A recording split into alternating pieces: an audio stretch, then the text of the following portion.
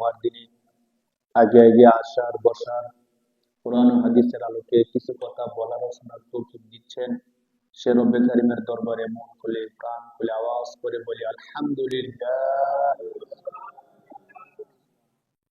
আল্লাহ শুকরিয়া, আল্লাহ তাআলা আমাদেরকে সুস্থ রেখেছেন, আল্লাহ ইবাদত গুলো করার সুযোগ দিচ্ছেন। যে মহান সময়গুলো আমাদের থেকে চলে যাচ্ছে, গুরুত্বপূর্ণ ফজিলতপূর্ণ মাসের মধ্যে রজব মাস আমাদের থেকে চলে গেল। রজবের পরে শাবান মাস আসলো। রাসূল সাল্লাল্লাহু আলাইহি ওয়াসাল্লাম শাবান মাসে অনেক বেশি ইবাদত করতেন, আমরা হাদিস থেকে জেনেছি। তো দেখতে দেখতে আমাদের থেকে শাবান মাসও চলে যাচ্ছে। শাবান মাসের আর অনেক বেশি দিন নাই, শাবান মাসও চলে যাবে। শাবান মাসের পরে মাসসমূহের মধ্যে সবচেয়ে গুরুত্বপূর্ণ এবং ফজিলতপূর্ণ মাস, মহান মাস রমাদান মাস আমাদের মাঝে চলে আসবে। রমজান মাস আল্লাহ পাক রব্বুল আলামিনের কাছে অনেক বেশি গুরুত্বপূর্ণ একটা মাস, যে মাসকে রাসূল সাল্লাল্লাহু আলাইহি ওয়াসাল্লাম গুরুত্ব দিতেন। হাদিসের মধ্যে আসছে রাসূল সাল্লাল্লাহু আলাইহি ওয়াসাল্লাম রমজান মাসে ইবাদত করার জন্য এর পূর্বের 2 মাস আগ থেকেই আল্লাহ রাসূল সাল্লাল্লাহু আলাইহি ওয়াসাল্লাম প্রস্তুতি নিতেন এবং সাহাবায়ে কেরামকে প্রস্তুতি নেওয়ার জন্য বলতেন। তো কতটা গুরুত্বপূর্ণ রমজান মাসটা, এই গুরুত্বপূর্ণ মাস সম্পর্কে স্বয়ং আল্লাহ পাক রব্বুল আলামিন কোরআন শরীফের সূরা বাকারার 183 নম্বর আয়াতের মধ্যে বলেন, ইয়া আইয়ুহাল্লাযীনা আমানু কুতিবা আলাইকুমুস সিয়াম কামা কুতিবা আলাল্লাযীনা মিন ক্বাবলিকুম লাআল্লাকুম তাত্তাকুন। কোরআন শরীফের সূরাতুল বাকারার 183 নম্বর আয়াতের মধ্যে আল্লাহ বলেন, ইয়া আইয়ুহাল্লাযীনা আমানু, যারা আল্লাহকে বিশ্বাস করে তাদেরকে সম্বোধন করে মহান রব বলতেছেন, যারা আমার উপর ঈমান এনেছো, ইয়া আইয়ুহাল্লাযীনা আমানু, হে ঈমানদারগণ, কুতিবা আলাইকুমুস সিয়াম, কুতিবা মুফাসসিরিনে কেরামগণ বলেন কুতিবা ইফরিজা, তোমাদের উপর ফরজ করা হয়েছে, আলাইকুম তোমাদের উপর, আসিয়াম রোজা। কিভাবে? কামা কুতিবা আলাল্লাযীনা মিন ক্বাবলিকুম, যেমন তোমাদের পূর্বের যে জাতি ছিল তাদের উপর যেমন ফরজ করা হয়েছিল, তোমাদের উপরও সিয়ামকে ফরজ করা হয়েছে। কেন ফরজ করা হয়েছে? আল্লাহ বলেন লাআল্লাকুম তাত্তাকুন, যাতে তোমরা মুত্তাকি হতে পারো। সুবহানাল্লাহ। তাহলে সহজ কথা আল্লাহ বলেন যে ঈমানদারগণ, আমি তোমাদের উপর রোজাকে ফরজ করেছি যেমন পূর্বে ফরজ করছিলাম। আল্লাহ কেন ফরজ করছেন? যেন তোমরা মুত্তাকি হতে পারো। মুত্তাকি হলে কি লাভ হবে? কোরআন শরীফের আরেক আয়াতের মধ্যে আল্লাহ বলেন, ইন্না আকরামাকুম ইনদাল্লাহি আতকাকুম। পৃথিবীর মধ্যে নানা শ্রেণীর মানুষ আছে, এই সব মানুষের মধ্যে আল্লাহর কাছে সবচেয়ে প্রিয়, সবচেয়ে সম্মানিত কে? আল্লাহ নিজে বলতেছেন, তোমাদের মধ্যে যে সবচেয়ে বেশি মুত্তাকি, আমি আল্লাহর কাছে সে সবচেয়ে বেশি সম্মানিত। সুবহানাল্লাহ। অনেক সময় হয় না যে যার টাকা সম্পদ বেশি বা যার ক্ষমতা বেশি অথবা যার ইবাদত বেশি, তাদের মধ্যে আল্লাহর কাছে সবচেয়ে সম্মানিত কে? একটা হলো যে কোন মানুষ বলে দিল, আল্লাহ বলতেছে মানুষ বলার দরকার নাই, আমি আল্লাহই বলতেছি আমার কাছে সবচেয়ে বেশি মুত্তাকি বা সম্মানিত কে? যে তোমাদের মধ্যে সবচেয়ে বেশি মুত্তাকি, সে হলো আমার কাছে সবচেয়ে বেশি সম্মানিত। তো আল্লাহর কাছে যদি কেউ সবচেয়ে বেশি সম্মানিত হয়, তার দুনিয়া আখিরাতে আর কোনো ভয় আছে? না, আর কোনো ভয় নেই। কারণ আল্লাহর কাছে যে সবচেয়ে বেশি সম্মানী, তাকে কবরের মধ্যে আযাব দেওয়া হবে না, ঠিক কিনা বলেন? কারণ আল্লাহর কাছে সম্মানিত ব্যক্তিটা কবরে গেলে কবরের আযাবের ফেরেশতা তাকে দেখলে ভয় পাবে, ঠিক না? ধরেন আমাদের দেশের কোন একজন প্রভাবশালী বা সরকারের কাছে কেউ যদি সম্মানিত হয়, ভিআইপি পার্সন হয়, তাহলে তাকে দেখলে পুলিশও তাকে ধরতে যায় না, বা তাকে সবাই একটু সম্মান করে এক্সট্রা, কারণ সে সরকারের কাছে কি সম্মানিত, স্বাভাবিকভাবে ভিআইপি পার্সন। তো ঠিক এটা তো দুনিয়ার সিস্টেম। আল্লাহর কাছে যে সম্মানিত, অবশ্যই সে ফেরেশতাদের কাছেও কি সম্মানিত। আল্লাহর সমস্ত সৃষ্টির মধ্যে, সৃষ্টিতে সে সবচেয়ে বেশি সম্মানিত, যার কারণে আল্লাহর কাছে সম্মানিত হওয়ার কারণে কবরে যাওয়ার পরে তাকে কবরে আযাব দেওয়া হবে না, আরো সম্মান দেওয়া হবে। যখন হাসরের ময়দানে উঠানো হবে, হাসরের ময়দান সম্পর্কে আমরা বলি যে যদি ভয়াবহ বা ভয়ানক, সবচেয়ে বেশি ভয়াবহ কোনো কিছু থাকে সেটা হলো হাসরের ময়দান। সেটা কি? কবর কিন্তু একটা ভয়ানক জায়গা। আল্লাহ রাসূল সাল্লাল্লাহু আলাইহি ওয়াসাল্লাম বলছে, শুনো কবরটা কেমন হবে। আল কবরু রাওযাতুন মিন রিয়াজিল জান্নাহ আও হুফরাতুন মিন হুফারিন নার। আল্লাহ রাসূল বলেন, শোনো, কবরকে তোমরা তুচ্ছ করে দেখিও না। কেন? মুমিনের প্রথম ঘাঁটি হলো কবর। মুমিনের প্রথম ঘাঁটি কি? মানুষের জন্য যারা মৃত্যুবরণ করবে তাদের প্রথম ঘাঁটি কবর। যদি তুমি নেক কাজ করে থাকো, আল্লাহ রাসূল বলেন কবর হয়তো তোমার জন্য জান্নাতের একটা টুকরো হতে পারে অথবা জাহান্নামের একটা টুকরো হতে পারে। কবর যদি তোমার জন্য জান্নাতের টুকরা হয়, রাওযাতুম মিন রিয়াজিল জান্নাহ, অর্থাৎ জান্নাতের একটা টুকরা। কবর যদি নেক কাজ করি তাহলে আমাদের জন্য কবর হবে জান্নাতের একটা কি টুকরা। আর যদি আমি নেক কাজ না করি, আল্লাহর ইবাদত না করি, আল্লাহ রাসূলের হাদিস অনুযায়ী কবর হবে আমার জন্য জাহান্নামের একটা টুকরা। ওই যে মিশকাত শরীফের একটা হাদিস শুনেছিলাম না, যে যখন কবরে যাওয়ার পরে সে সঠিকভাবে জবাবগুলো দিব আল্লাহর পক্ষ থেকে, তখন ওই যে কবরে থাকবে মৃত ব্যক্তিকে, মরহুমকে জান্নাতের পোশাক পরায় দেওয়া হবে, জান্নাতের বিছানা বিছায় দেওয়া হবে, এবং জান্নাত থেকে কবর পর্যন্ত একটা দরজা খুলে দেওয়া হবে। একটা চমৎকার একটা বাতাস আসবে, যে বাতাসে সে ঘুমায় যাবে। সুবহানাল্লাহ। তাহলে ওই ব্যক্তির জন্য কবরটা কি? জান্নাতের টুকরা। আর যদি কবরে যাওয়ার পরে সঠিকভাবে জবাবগুলো দিতে পারে নাই, সে আল্লাহর ইবাদতগুলো করে নাই, বলছিলাম হাদিস মিশকাত শরীফের, যে তখন জাহান্নামের পোশাক তাকে পরানো হবে, আগুনের বিছানা বিছায় দেওয়া হবে, জাহান্নামের দরজা খুলে দেওয়া হবে। ওই আগুনে সে জ্বলতে থাকবে যতদিন পর্যন্ত হাসরের ময়দানে না উঠে। তো এই হিসাব যদি ধরি, তাহলে কবরই কিন্তু অনেক ভয়ঙ্কর জায়গা। বাকি এই ভয়ঙ্কর জায়গা থেকে আরো বেশি ভয়াবহ হলো হাসরের ময়দান। কিভাবে হাসরের ময়দানটা ভয়াবহ? হাদিস শরীফের মধ্যে আসছে, রাসূল সাল্লাল্লাহু আলাইহি সাল্লাম বলেন যে দ্বিতীয় সিংহে যখন ফু দেওয়া হবে, তখন মানুষগুলো গর্ত থেকে পিপিলিকা যেমন উঠে আসে দল বেঁধে, মানুষগুলো কবর থেকে এভাবে উঠে আসতে থাকবে। তো আল্লাহ রাসূল সাল্লাল্লাহু আলাইহি সাল্লাম বলতেছেন, যখন মানুষ সবাই উঠে আসবে তখনকার দৃশ্যটা কেমন হবে। আল্লাহ রাসূল বলেন যে মানুষগুলো পিপিলিকার মতো গর্ত থেকে উঠে আসবে, কবর থেকে উঠে আসবে, কারোর গায়ে কাপড় থাকবে না। শুধু উপরের কাপড় থাকবে না তা না, নিচের কাপড়ও থাকবে না। কোন হাদিসের মধ্যে আসছে কোনো কাপড়ই থাকবে না। একদম একটা মানুষ জন্মগ্রহণ করলে যেমন বিবস্ত্র অবস্থায় আসে, হাসরের ময়দানে কিভাবে আসবে? ঠিক কাপড়বিহীন আসবে। আম্মা জান আয়েশা রাদিয়াল্লাহু তাআলা আনহা সাথে সাথে প্রশ্ন করে বসছেন, আল্লাহ রাসূল, হাসরের ময়দানে সবাই কাপড় ছাড়া আসবে, তো মানুষ লজ্জা পাবে না? যদি আমাদের এখন যারা আমরা আছি, বিবস্ত্র হয়ে গেলে একটা লজ্জার বিষয় না? কেমন খারাপ খারাপ দেখা যায় না? এই জন্য আম্মাজান প্রশ্ন করছেন যে সবাই বিবস্ত্র অবস্থায় থাকবে, তো মানুষকে শরম পাবে না, লজ্জা লাগবে না? তা আল্লাহ রাসূল সাল্লাল্লাহু আলাইহি ওয়াসাল্লাম বলছেন, আয়েশা, তখনকার পরিস্থিতিটা এত ভয়াবহ হবে, মানে লজ্জা নেওয়ার মতো সুযোগই থাকবে না। কেন?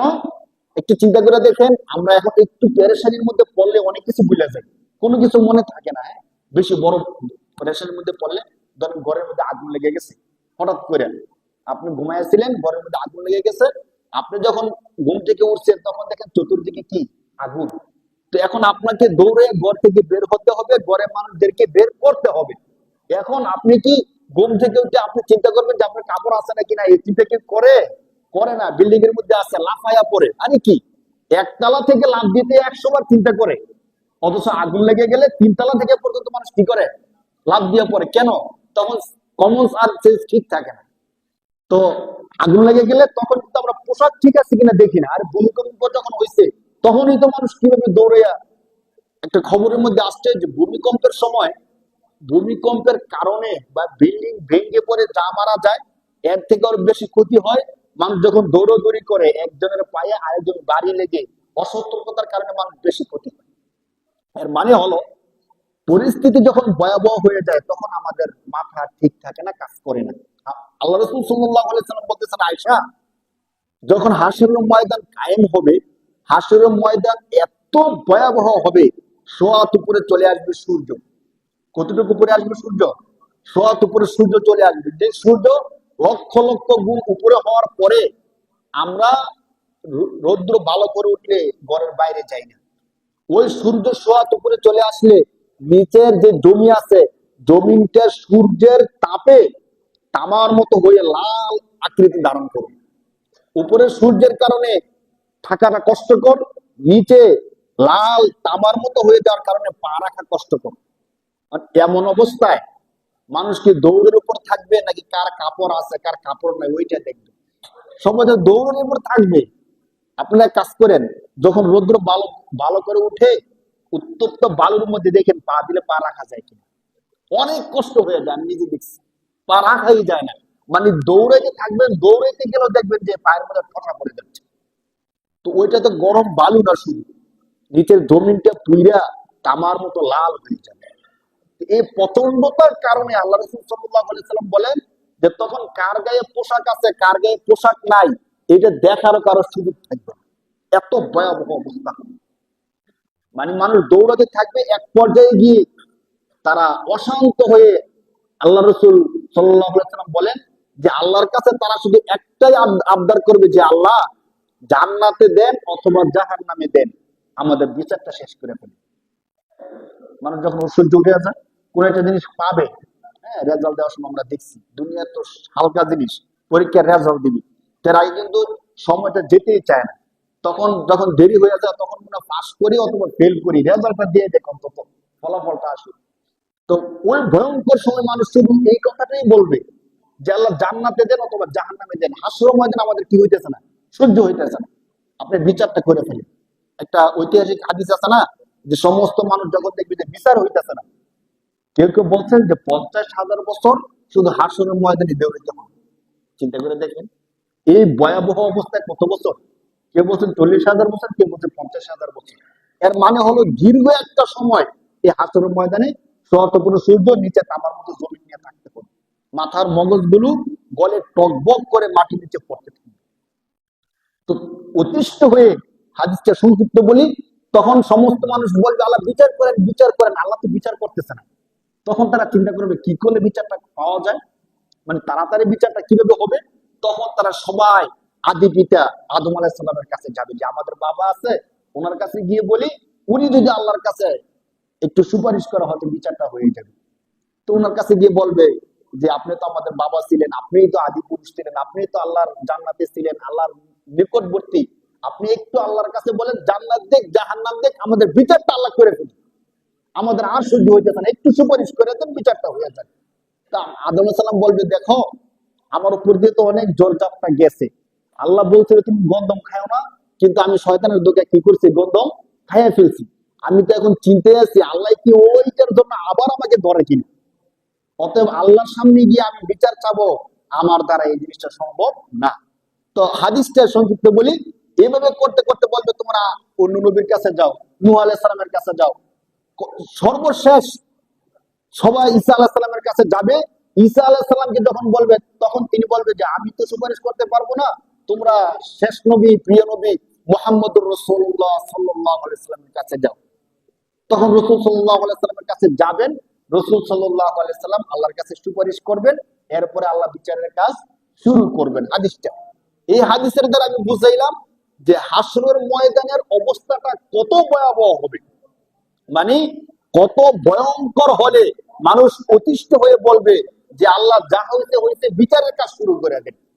তো আমাদের আলোচনার একদম শুরু কাজ যা ছিল, অর্থাৎ আল্লাহ পাক রব্বুল আলামিন বলছেন যে যার মধ্যে সবচেয়ে বেশি তাকওয়া থাকবে সে আমার কাছে সবচেয়ে বেশি সম্মানিত। মনে আছে আলোচনা, কোরআনের আয়াত, ইন্না আকরামাকুম ইনদাল্লাহি আতকাকুম। আল্লাহকে যদি প্রশ্ন করা হয় যে আল্লাহ মানুষের মধ্যে আপনার কাছে সম্মানিত কে, আল্লাহ বলেন যার মধ্যে সবচেয়ে বেশি তাকওয়া আছে সে আমার কাছে সবচেয়ে বেশি সম্মানিত। তা আমরা বলতেছিলাম আল্লাহর কাছে যে সম্মানিত কবরের মধ্যে তার কোনো টেনশন আছে? থাকবে না, কারণ আল্লাহর কাছে সম্মানিত হওয়ার কারণে সমস্ত ফেরেশতার কাছে সে কি সম্মানিত। তো সম্মানিত হওয়ার কারণে কবরে তো শাস্তি ফেরেশতারাই দিবে না, তো ফেরেশতাদের কাছেও যে সম্মানিত তাকে কি শাস্তি দিবে? দিবে না, কারণ সে আল্লাহর কাছে সম্মানিত, ফেরেশতাদের কাছেও সম্মানিত। ঠিক কবর থেকে যখন হাসরের ময়দানে উঠবে, হাসরের ময়দানের এই ভয়াবহ অবস্থাটা শুনাইলাম, তো হাসরের ময়দানে উঠার পরে সবাই কষ্ট ভোগ করবে, ঠিক, কিন্তু যে ব্যক্তি আল্লাহর কাছে সম্মানিত সেও কি কষ্ট পাবে? আপনাদের কি মনে হয়?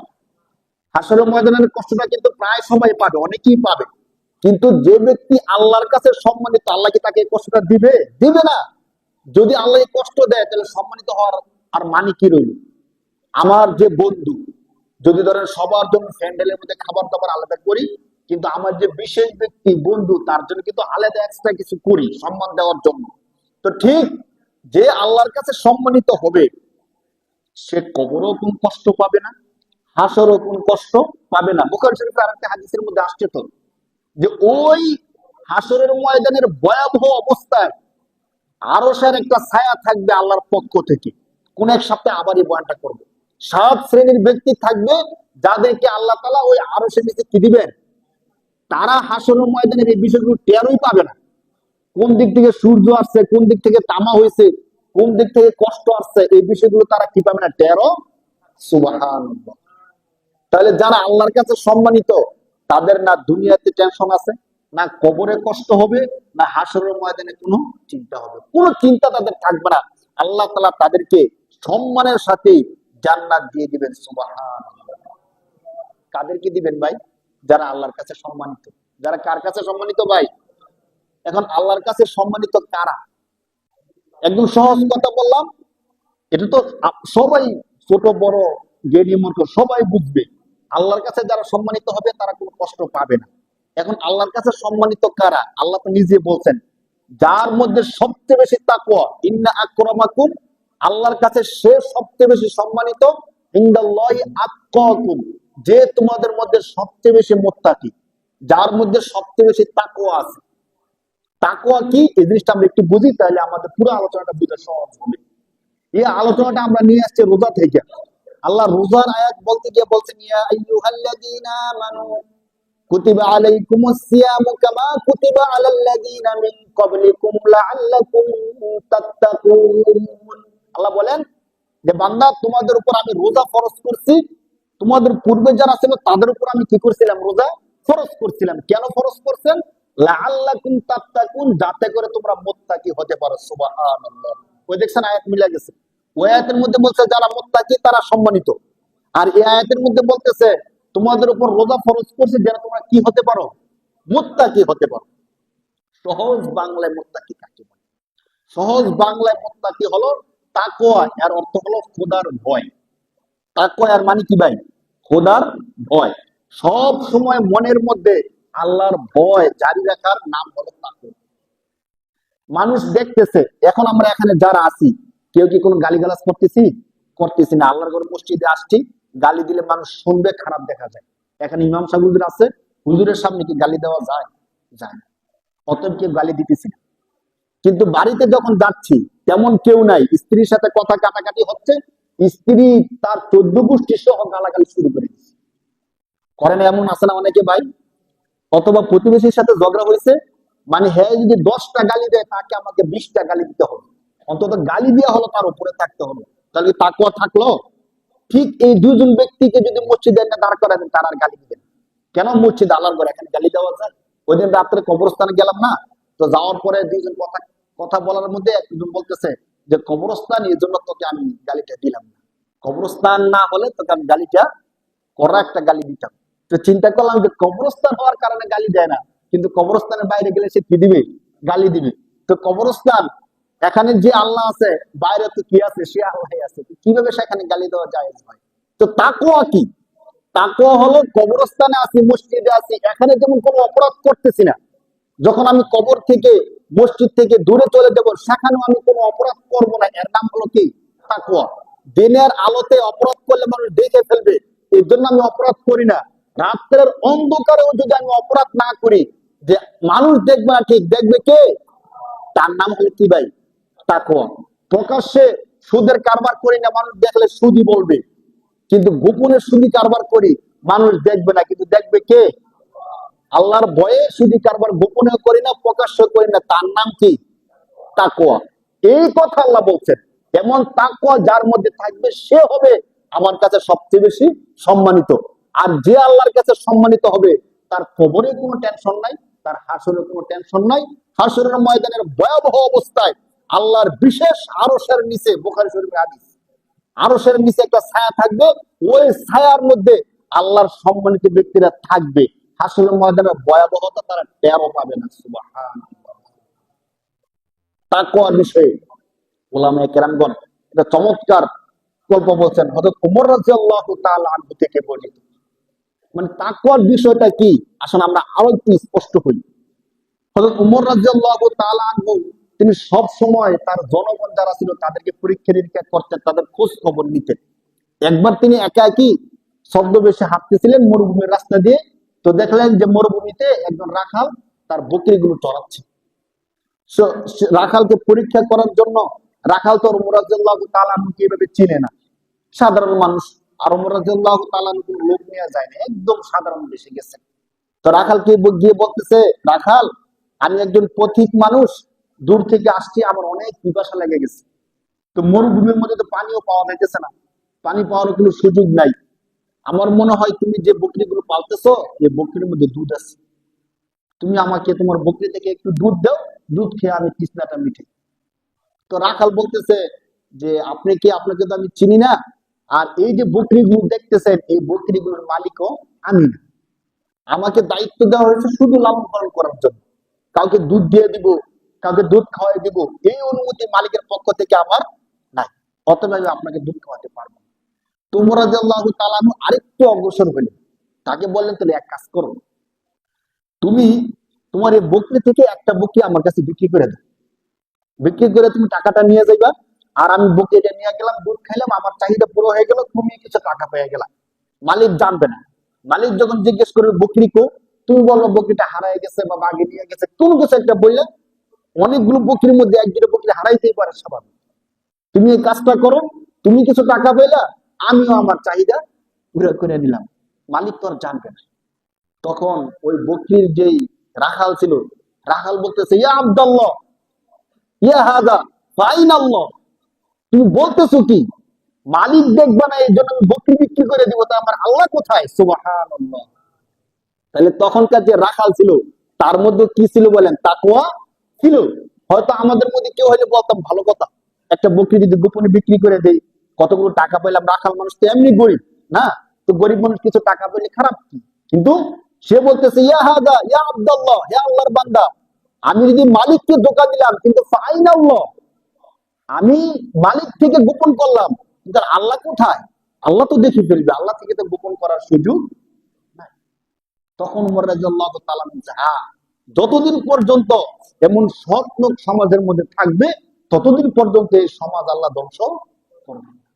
এই হলো তাকওয়া। কিন্তু যদি এমন হয়ে যেত যে মালিক যেহেতু জানবে না, একটা বকরি বিক্রি করে দিই, সমস্যা নেই, তাহলে তখন কিন্তু আর কি থাকতো না, তাকওয়াটা থাকতো। এই জন্য আল্লাহ আল্লাহ তাআলা যে বলছেন, ছোট্ট একটা কথা শুধু, যার মধ্যে তাকওয়া আছে সে আল্লাহর কাছে সম্মানিত। আর যে আল্লাহর কাছে সম্মানিত তার দুনিয়া আখিরাত হাসর নাসর কোথাও কোনো কি নাই, ভয় নাই। তাকওয়া কি? তাকওয়া হলো সব সময় গোপনে প্রকাশ্যে, দিনের আলোতে রাতের অন্ধকারে আল্লাহর ভয়টা দিলের মধ্যে রাখা। আমি যাই করি না কেন, দেখেন কে? কেউ দেখে না, গোপনে একটা কাজ করতেছি, কিন্তু কেউ না দেখলো তখনও দেখেন কে? এই বিশ্বাস যার অন্তরে থাকবে তার দ্বারা কি আর কোনো গুনাহ করা সম্ভব? বলেন, যদি যে কোনো কাজ করার সময় আমি একটা গালি দিব, মনে করলাম যে কেউ শুনবে না, আমি গোপনে একটা গালি তাকে দিয়ে দিই, কিন্তু তখনও যদি মনে করি দেখবে কে, তখন গালি মুখ দিয়ে আসবে? আসবে না। যে এই গালির জন্য তো আল্লাহর কাছে আমাকে জবাবদিহি করতে হবে। ধরেন আমি সুযোগ পাইলাম, সরকারি কিছু টাকা চাইলে এখান থেকে কাট করে আমার পকেটে ঢুকাই দিতে পারি, এটা সরকারের কোনো হিসাব নিবে না, সিস্টেম করে টাকাটা আমার পকেটে নিয়ে নিতে পারি। তখনও যদি মনে করি যে সরকারের টাকা তো সরকারের না, আমাদের দেশের সরকারি আমলা যারা টাকা মারে, আত্মসাৎ করে, তারা মনে করে এই টাকাটা সরকারের টাকা, আমি মেরে দিলাম। এই টাকা কি ভাই সরকারে না জনগণের? ভাই সরকারি ফান্ডে যে টাকাগুলো থাকে, যতগুলো বাজেট সরকারের পক্ষ থেকে আসে, এই টাকাগুলো কি সরকার কাজ করে করে টাকাগুলো জমায়? সরকার কোনোদিন রাজমিস্ত্রির কাজ করে? সরকার কি কোনোদিন এভাবে খাটাখাটনি করে? কিচ্ছুই করে না।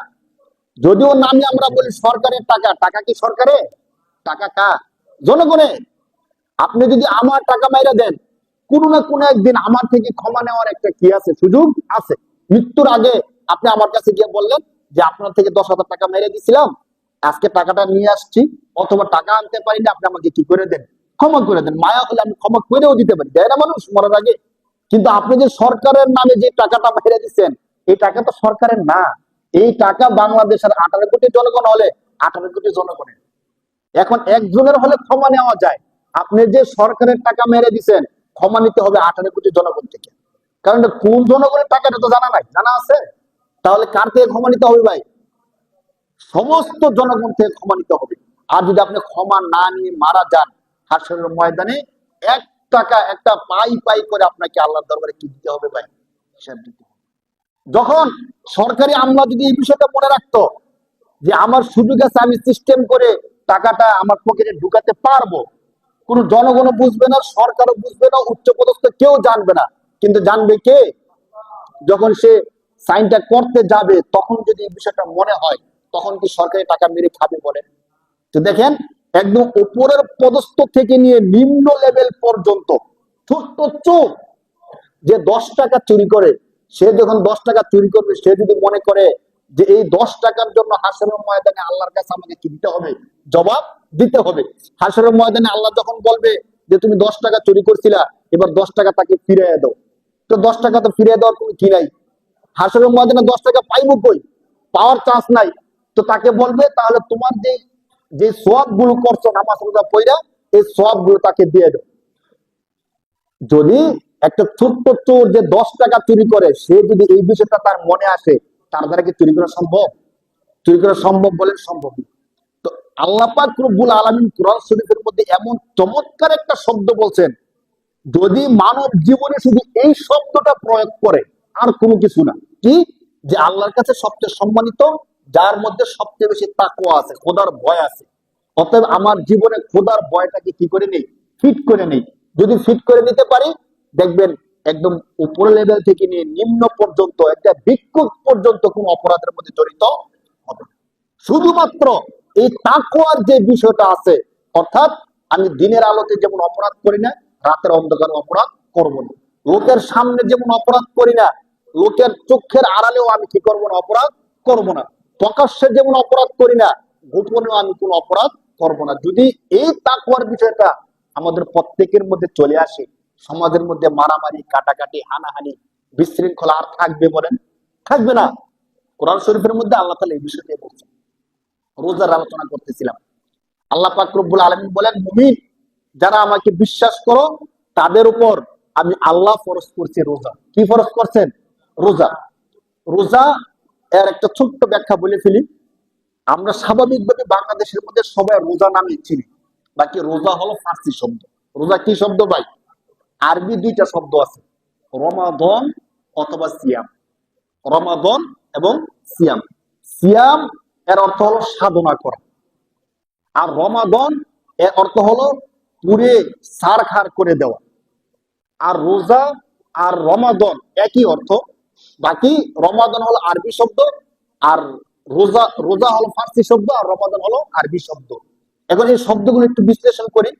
দেখেন, সিয়াম সাধনা করা, আর রমদান মানে হলো রমজুন, জেলে জলে পুরে সারখার করে দেওয়া। এর মানে কি? একটা ব্যক্তি যখন রোজা রাখে, সাধনা করে, তখন তার মধ্যে থাকা যত খারাপই আছে, আমাদের যে খারাপ কাজ করার মতো যে চিন্তা চেতনা নফস আছে, ওই নফসকে রোজা আগুনের মতো পুড়ে ছাই করে দেয়। খারাপ কাজ করার, গুনাহ করার মতো আর চিন্তা তার থাকে না। তো রোজা বিষয়টা দেখেন, সিয়াম সাধনা করা। সাধনা মানে একদম ভোর থেকে নিয়ে, অর্থাৎ আমরা যখন সাহারি খাই তখন থেকে নিয়ে সন্ধ্যা পর্যন্ত পানাহার এবং স্ত্রী সহবাস, এই সব কিছু থেকে বিরত থাকার নাম কি? সিয়াম, যাকে আমরা বাংলাতে বলি রোজা। তো এই সময়গুলোতে দেখেন, একদম সহজ কথা, যে তখনকার সময়ে আমাদের খাবারের মতো চাহিদা আছে, ক্ষুধা আছে, এরপর আমরা খাবার না খাওয়া, আমাদের স্ত্রী আমাদের জন্য হালাল বৈধ, এরপরও তার নিকটবর্তী না হওয়া, তার নাম হলো রোজা। অথচ যেহেতু আমি বিয়ে করছি, বৈধ স্ত্রী, রমজান মাসে কি তার কাছাকাছি যাওয়া যাবে? যাওয়া যাবে না।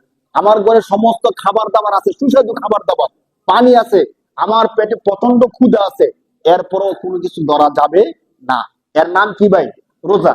এর মানে আল্লাহ তাআলা বুঝাইতে চাইতে চান, সারা বছর তো তুমি যেভাবে ইচ্ছে সেভাবে চলছো, যা ইচ্ছা তা করছো, একটা মাস আমি আল্লাহ দেখবো যে তোমার সক্ষমতা থাকা সত্ত্বেও, তোমার সুযোগ থাকা সত্ত্বেও আমি আল্লাহ বলছি এই কাজগুলো করো না।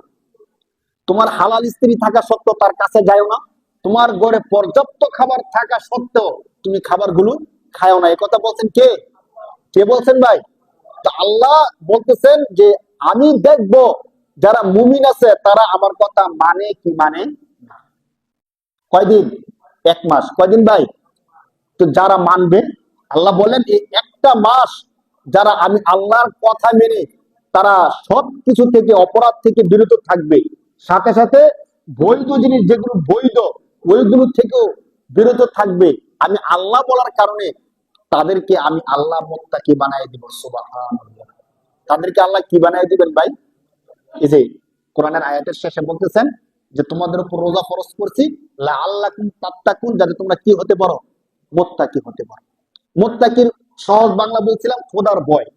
এখন আমার পেটে ক্ষুধা আছে, সামনে খানা তৈরি করা আছে, এরপর আমি খাই না, কার ভয়ে? বলেন কার ভয়ে ভাই? আল্লাহর ভয়। অথচ আমি খাইলে কেউ কি আমাকে শাস্তি দিবে? দুনিয়ার কেউ কি বলবে এই মিয়া দিনের বেলা খাইছেন কেন? কেউ বলবে? বা সরকারি পক্ষ থেকে এমন কোন বিধান জারি করা আছে যে রমজান মাসে কেউ যদি রোজা না রেখে খাবার খায় তাকে গ্রেফতার করা হবে? এমন কোনো কথা আছে? নাই। সামাজিক ভাবে এমন কোনো কিছু আছে যে আমাদের সমাজের মধ্যে কেউ যদি রোজা না রাখে তাকে সমাজ থেকে বের করে দেওয়া হবে? এমন কোনো কথা আছে? নাই। যার যা ইচ্ছা করতে পারে। এর পরও কোনো বাধা নিষেধ নাই, একমাত্র আল্লাহ বলছেন না খাওয়ার জন্য, আল্লাহ বলছেন অপরাধ না করার জন্য, এই জন্য আমি করি না। তার নাম হলো তাকওয়া, খোদার ভয়। কার ভয় বলেন? আল্লাহ বলেন এই কাজ যারা 1 মাস করতে পারবে আমি আল্লাহ তাদেরকে মুত্তাকি বানাই দিব। কি বানাই দিবে বলেন? আর যাদেরকে আল্লাহ মুত্তাকি বানাই দিবেন, আল্লাহ বলতেছেন ইন্না আকরামাকুম ইনদাল্লাহি আতকাকুম, তোমাদের মধ্যে আমি আল্লাহর কাছে সবচেয়ে বেশি সম্মানিত সে যে তোমাদের মধ্যে মুত্তাকি। সুবহানাল্লাহ। তাহলে তাকওয়ার এই বিষয়টা কোরআন শরীফের আরো অন্যান্য আয়াত দিয়ে আপনাদেরকে আমি আর কয়েকটা কথা বলি। কোরআন শরীফের 27-28 নম্বর পারার সূরা তালাকের মধ্যে আল্লাহ তাআলা চমৎকার 2টা আয়াত আনছেন।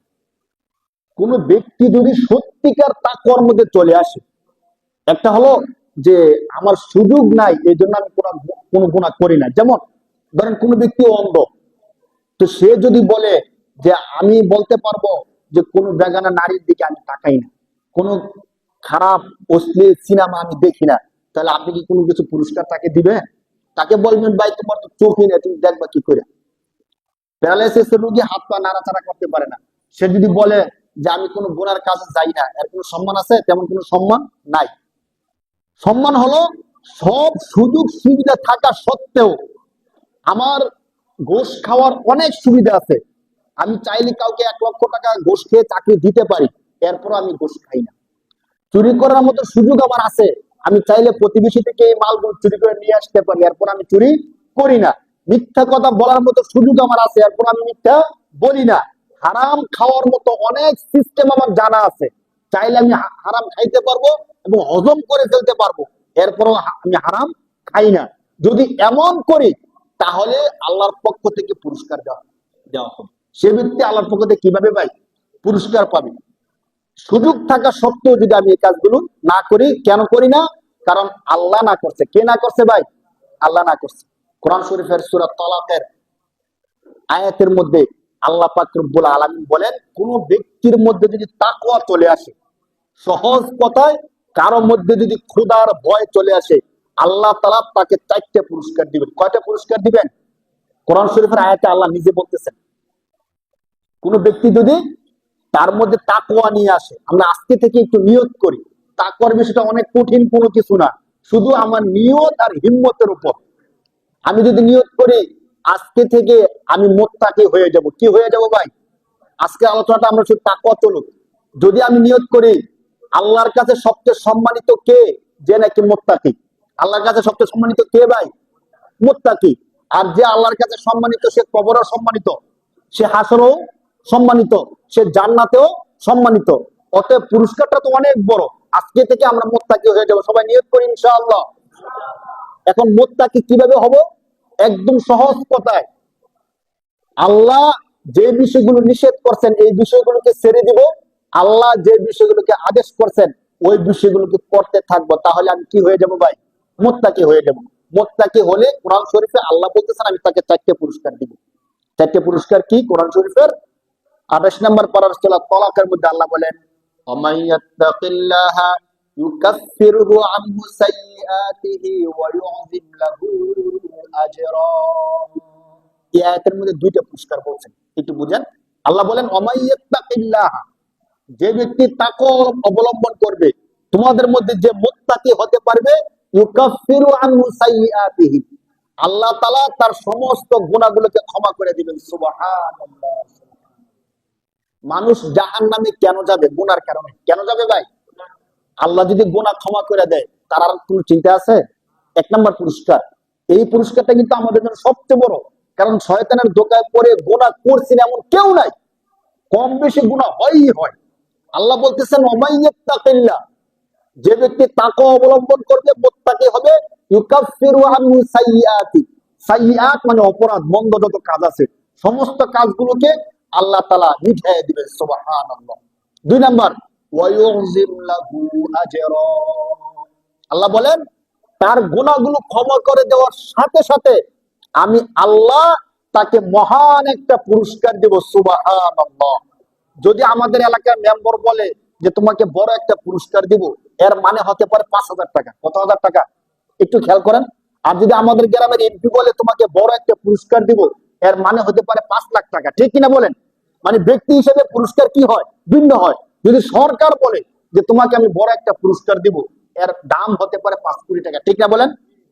তো যেখানে স্বয়ং আল্লাহ বলছেন যে তোমাকে আমি মহান একটা পুরস্কার দেব, অবশ্যই সেই পুরস্কারটা হবে সবচেয়ে বড় পুরস্কার, তার নাম হলো জান্নাত। সুবহানাল্লাহ। তাহলে কোন ব্যক্তি যদি মুত্তাকি হয় তাকে আল্লাহ পুরস্কার দিবেন 4টা। কয়টা পুরস্কার? এই আয়াতের মধ্যে 2টা আসছে। একটা হলো গুনাহ ক্ষমা করে দিবেন, 2 নাম্বার হলো মহান একটা পুরস্কার দিবেন। কি পুরস্কার এটা আল্লাহ জানেন। পরের আয়াতের মধ্যে, এই সূরার মধ্যে আরেক আয়াতের মধ্যে আল্লাহ বলেন ওমান ইয়াত্তাকিল্লাহা ইয়াজআল লাহু মাখরাজা ওয়া ইয়ারযুকহু মিন হাইসু লা ইয়াহতাসিব। আল্লাহ বলেন তোমাদের মধ্যে যারা তাকওয়া অবলম্বন করবে, গুনাহ ক্ষমা করে দেওয়া, জান্নাত দেওয়া, এগুলো কি দুনিয়ার বিষয় না আখিরাতের বিষয়? আখিরাতের। দুনিয়াতে তো কোনো কিছু পাইলাম না। আল্লাহ বলেন শোনো, কোন ব্যক্তি যদি তাকওয়া অবলম্বন করে আমি আল্লাহ তার জন্য দুনিয়ার মধ্যে পুরস্কার রাখছি। কি? আমাইয়াত্তাকিল্লাহা, আর তোমাদের মধ্যে যে তাকওয়া অবলম্বন করবে, ইয়াজআল লাহু মাখরাজা, আমি আল্লাহ তার সমস্ত বিপদ বালা মুসিবত গুলো দূর করে দেওয়ার জন্য সহজ একটা রাস্তা খুলে দেব। সুবহানাল্লাহ। অনেক সময় হয় কি আমাদের কাছে মানুষ এসে এমন বিপদের কথা বলে, এমন সমস্যার কথা বলে যে এই সমস্যা আর কোনোদিন সমাধান হওয়ার নাই, আর সুযোগ নাই। সময় থাকলে অনেকগুলো সমস্যা বলতে পারতাম। এমন সমস্যা মানুষের জীবনে আসে, একদম সমাধান নাই। আল্লাহ বলতেছেন তোমাদের মধ্যে কেউ যদি তাকওয়া অবলম্বন করে মুত্তাকি হয়, আমি আল্লাহ তার এমন কঠিন বিপদকে সহজ করে দেওয়ার রাস্তা খুলে দেব। সুবহানাল্লাহ। শুধু এতটুকু? আল্লাহ বলতেছে না, প্রথম আয়াতের 2টা পুরস্কার আখিরাতের সাথে সম্পর্ক, আর এখন যে বলতেছি এই আয়াতের 2টা পুরস্কার দুনিয়ার সাথে সম্পর্ক। দেখেন ومن يتق الله يجعل له مخرجا ويرزقه من حيث لا يحتسب। আল্লাহ বলেন দুনিয়ায় যে 2টা পুরস্কার দেবে এর মধ্যে একটা হলো তোমাদের যত বিপদ আপদ আছে কঠিন থেকে কঠিন বিপদের সহজ রাস্তা খুলে দিব। 2 নাম্বার হলো তোমাদেরকে আমি আল্লাহ এমন স্থান থেকে এমন জায়গা থেকে রিজিক দিব যে রিজিকের চিন্তা কল্পনাও তোমরা করো নাই। সুবহানাল্লাহ। অনেক সময় হঠাৎ করে এমন হয়ে যায় যে এক জায়গার মধ্যে আমার চাকরি হয়ে গেছে, আমি কল্পনাও করি না যে এখানে আমার চাকরিটা হলো। বা ব্যবসা করতেছি, এমন একটা কাস্টমার চলে আসে 5 লক্ষ টাকা 10 লক্ষ টাকার, আমি কল্পনা করতে পারি নাই যে এই কাস্টমারটা আজকে আসবে। আল্লাহ বলেন যদি তোমরা তাকওয়া অবলম্বন করো তাহলে ওয়াজআল্লাহু মাখরাজা ওয়ারযুকহু, আল্লাহ তোমাদেরকে রিজিক দিবেন মিন হাইসু লা ইয়াহতাসিব, এমন স্থান থেকে রিজিক দিবেন যে রিজিকের কল্পনাও তোমরা করো নাই। হাদিসের মধ্যে একটা ঘটনা আসছে, এই ঘটনা শুনলে বুঝতে পারবেন যে আল্লাহ চাইলে কত বিশাল রিজিক দিতে পারেন। আল্লাহ রাসূল সাল্লাল্লাহু আলাইহি সাল্লাম 300 থেকে বেশি কিছু সাহাবীকে জিহাদের ময়দানে একটা অভিযান করার জন্য প্রেরণ করছেন। তৎকালীন সময়ে এই সফরগুলো করার জন্য 7টা মাস মাস সময় চলে যেত। তো তারা সামান্য খাবার দাবার নিয়ে অভিযানের মধ্যে রওনা হয়েছে। সপ্তাহ যাওয়ার পরে তাদের খাবার দাবার সব শেষ হয়ে গেছে। এখন তারা খাবার দাবার কি খাবে? তারা বলছে যে খাবার দাবার শেষ হওয়ার পরে এমন পরিস্থিতি হয়েছে আশেপাশেও খাবার নাই, আমাদের সাথেও খাবার নাই, আমরা গাছের পাতা খাওয়া শুরু করে দিচ্ছি। স্পষ্ট শব্দ আসছে যে আমরা তখন গাছের পাতা খাওয়া শুরু করে দিচ্ছি। গাছের পাতা খাওয়ার কারণে আমাদের শরীরের স্বাভাবিক অবস্থা অস্বাভাবিক হয়ে গেছে। একটা সময় আসলো গাছের পাতা খাওয়ার মতো সুযোগ আমাদের থাকলো না মরুভূমির মধ্যে। কিন্তু ওই সফরের অভিযান চালাইতে গিয়া আমাদেরকে আরো দীর্ঘদিন এখানে থাকতে হবে। কিভাবে থাকবো? আমরা সবাই টেনশন পেরেশানির মধ্যে ছিলাম, জিকির আজকারের মধ্যে লিপ্ত ছিলাম। তো নদীর পাড় দিয়ে আমাদের এই অভিযানের কাফেলা চলতেছিল, 300 থেকে আরো বেশি মানুষের কাফেলা। তো আমরা যখন চরম পর্যায়ে চলে গেলাম তখন করে আমরা হঠাৎ দেখলাম যে যে নদীর পাড় দিয়ে যাচ্ছি ওই নদীর পাড়ে বিশাল বড় একটা মাছ এসে ভিড়ে গেছে। সুবহানাল্লাহ। মাছের আকৃতিটা কেমন ছিল? তারা বলছে এই মাছটা আমরা 300 মানুষ প্রায় 18 দিন থেকে আরো বেশি সময় ধরে শুধু এই মাছটাই খাইছে। সুবহানাল্লাহ। তাদের সাথে আর কোনো খাবার নাই, শুধু এই মাছটাকে আগুন আগুন দিয়ে গরম করে করে শুধু এই মাছটা খাইছে। কতদিন? 18 দিন। কতজন মানুষ? 300 প্লাস মানুষ 18 দিন এই মাছটা খাইছে। এবং একজন সাহাবী বলতেছিল তাদের যে সেনাপতি, যে মাছের যে হাড়টা আছে, বুকের হাড়টা, কাঁটাটা, এই কাঁটাটা ওটা করে ধরো। যখন ধরছে একজন মানুষ ওটের উপর বৈশা ওই কাঁটার নিচ দিয়ে আসা যাওয়া করতে পারে, এত বিশাল ছিল মাছটা। শুধু এতটুক না, তারা মাছ খাওয়ার পরে যখন অভিযান থেকে দেশে যাবে মদিনায়, তখন তারা তাদের প্রত্যেকের সাথে থাকা যে পাত্র আছে এই পাত্র ভর্তি করে মদিনায় নিয়ে গেছেন। আল্লাহ রসুল সাল্লাল্লাহু আলাইহি সাল্লামের সামনে যখন এই ঘটনা বলছেন, আল্লাহ রসুল বলেন, আরে এটা তো দুনিয়ার কোনো সাধারণ খাবার না, বরং আল্লাহর পক্ষ থেকে তোমাদের জন্য নিয়ামত স্বরূপ দেওয়া হয়েছে। সুবহানাল্লাহ। হাদিসের মধ্যে আসছে আল্লাহ রসুল তখন বলছেন যে তোমাদের কারোর সাথে কি আছে, আমাকেও তোমাদের সাথে শরীক করো। সুবহানাল্লাহ।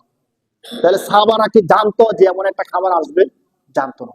তারা যখন তাকওয়া অবলম্বন করছে, আল্লাহ পাক রব্বুল আলামিন এমন জায়গা থেকে তাদেরকে রিজিক দিচ্ছেন। ওই যে কোরআন শরীফের আয়াত, কেউ যদি তাকওয়া অবলম্বন করে আল্লাহ তাআলা তাকে অপ্রত্যাশিত স্থান থেকে রিজিক দিবেন। এ ওয়াদা কার? এ ওয়াদা কার ভাই? কোরআন শরীফের আয়াত শোনাইছে আপনাদেরকে। তাহলে সহজ কথায় আমরা যখন মুত্তাকি হব, তাকওয়া অবলম্বন করব, আমাদেরকে আল্লাহ চারটা পুরস্কার দিবেন। কয়টা পুরস্কার দিবেন ভাই? সহজ কথায় 1 নম্বর পুরস্কার হলো আল্লাহ তাআলা আমাদের গুনাহগুলো ক্ষমা করে দিবেন। 2 নম্বর পুরস্কার হলো ওয়ায়ুযিম লাহু আজর, তাকে মহান একটা আজর প্রতিদান দিবেন, মহান একটা পুরস্কার দিবেন। 3 নম্বর, আল্লাহ তাআলা তার কঠিন থেকে কঠিন বিপদ বালা মুসিবত গুলো সহজ রাস্তা খুলে দিবেন। 4 নম্বর, এমন জায়গা থেকে আল্লাহ তাআলা তাকে রিজিক দিবেন যে জায়গার কল্পনাও সে করে নাই। সুবহানাল্লাহ। এই 4টা পুরস্কার কাকে দিবেন? যারা মুত্তাকি হবে। এই 4টা পুরস্কার কাকে দিবেন ভাই? যারা মুত্তাকি হবে। এই 4টা পুরস্কার তো আছেই, সাথে সাথে ওই আয়াতটা খেয়াল করেন যে আয়াতে আল্লাহ বলছেন যারা মুত্তাকি হবে আমি আল্লাহর কাছে তারা সবচেয়ে সম্মানিত হবে। তাহলে পুরস্কার হয়ে যায় 5টা। আল্লাহর কাছে সম্মানিত হওয়া, এটা কি অনেক বড় পুরস্কার না বলেন? মুমিনের জন্য পুরস্কার কিনা, এটা একটা পুরস্কার। তাহলে আল্লাহর কাছে যারা সম্মানিত হবে তাদের দাম অনেক বেড়ে যাবে। আমরা যদি এই 4টা পুরস্কার চাই, সাথে সাথে আল্লাহর কাছে সম্মানিত হতে চাই, আমাদেরকে কি হতে হবে ভাই? মুত্তাকি। কি হতে হবে ভাই? মুত্তাকি।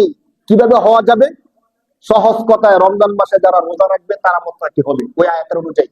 আর দ্বিতীয় কথা হলো একদম বেসিক মূল কথা যদি আমরা বলি, দিনের আলোতে মানুষ দেখবে এই জন্য যেমন অপরাধ করি না, রাতের অন্ধকারেও আল্লাহ দেখবে এই জন্য আমি কোনো অপরাধ করব না। মানুষের সামনে অপরাধ করি না, মানুষ খারাপ বলবে, মানুষের পিছনে অপরাধ করব না, কারণ কে খারাপ বলবে? আল্লাহ খারাপ বলবে। অর্থাৎ আমি সমস্ত কাজগুলো করার সময় কার কথা স্মরণ রাখবো বলেন? যখনই কোনো অপরাধ হয়ে যাচ্ছে যাবে, তখনও যেন আমি মনে করি কেউ দেখুক অথবা না দেখুক, কেউ জানুক অথবা না জানুক, আমার আল্লাহ দেখতেছেন। কে দেখতেছে বলেন? ওই রাখাল যেমন বলতেছে যে আমার মালিক এনা জানবে না, কিন্তু আমার আল্লাহ তো জেনে যাবে। আমরাও যেন কোনো কাজ করার সময় মনে করি যে আমি যে অপরাধটা করতেছি, কেউ দেখুক না দেখুক, যে আল্লাহ আমাকে সৃষ্টি করছে ওই আল্লাহ কি করে জেনে যায়। এই জন্য আসুন আমরা আজকে থেকে নিয়ত করি, ইনশাআল্লাহ তাকওয়ার যে বিষয়টা আল্লাহ বলছেন, আমরা যেন পরিপূর্ণ মুত্তাকি হয়ে আল্লাহর দরবারে যেতে পারি। সবাই মিলে আল্লাহুম্মা আমিন। যেভাবে চললে 100% তাকওয়া আমার মধ্যে চলে আসবে, সেভাবে যেন চলতে পারি, জীবনকে চালাইতে পারি। আল্লাহ তাআলা যেন তৌফিক দান করে বলে আল্লাহুম্মা আমিন। যারা সুন্নাত পড়ে চলে